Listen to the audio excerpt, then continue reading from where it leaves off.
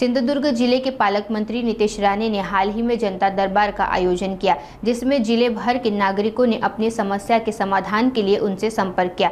जनता दरबार में आयोजन का उद्देश्य जनता के प्रलंबित सवालों और समस्याओं का समाधान करना था। पालक मंत्री नितेश राणे ने अंजलि दमानिया के मामले पर कहा कि ये उच्चभ्रू और संवेदनशील मामला है, इसलिए कोई प्रमाण सार्वजनिक नहीं किए जा सकते। उन्होंने स्पष्ट किया कि उनके पास जो प्रमाण है वो जांच एजेंसियों को सौंपे जाएंगे। राणे ने कहा कि प्रमाण सार्वजनिक होने से आरोपी उन्हें नष्ट कर सकते हैं। साथ ही अंजलि के पिता द्वारा शव विच्छेदन रिपोर्ट को झूठा बताने के आरोप पर राणे ने कहा कि दबाव के कारण गलत रिपोर्ट दी गई।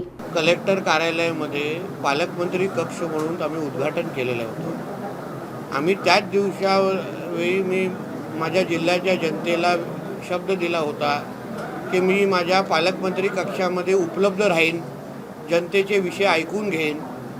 हा काही जनता दरबारपेक्षा पालकमंत्री म्हणून मी माझ्या जनतेसाठी मी ह्या कार्यालयामध्ये उपलब्ध राहणार आहे। तेव्हाही मी सुरुवातीला सांगितलेलं की जेव्हा जेव्हा येईन तर आठवड्यातून एक दिवस किंवा 15 दिवसामध्ये एक दिवस मी जेव्हा जेव्हा ह्या कार्यालयाला बसीन तेव्हा तेव्हा जनतेला कळवण्यात येईल। त्यानुसार ह्या कार्यालयामध्ये बसण्याचा आज माझा पहिला दिवस आहे।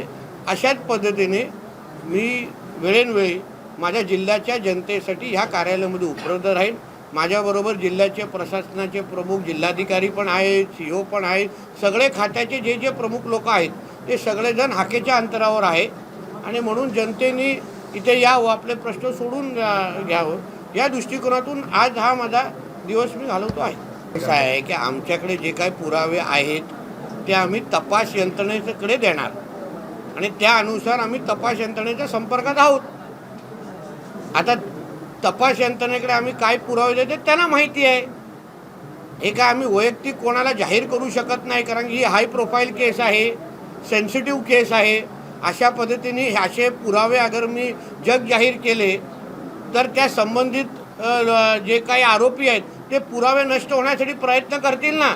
आता ज्या पद्धतीने पोस्टमॉर्टम रिपोर्ट बाहेर आलेला आहे तो पण तिच्या वडिलांनीच आरोप केला आहे की हा पोस्टमॉर्टम रिपोर्ट बदलला गेलेला आहे। असंख्य डॉक्टरांवर दबाव आणला गेला, तिच्या स्वतःचा जिच्यावर ती लग्न करणार होती रोहन राय त्याच्यावर दबाव आणला गेला आणि म्हणून जे माझे पुरावे आहेत ते संबंधित तपास यंत्रणेच्या संपर्कात राहून मी त्यांना ती माहिती देतोय।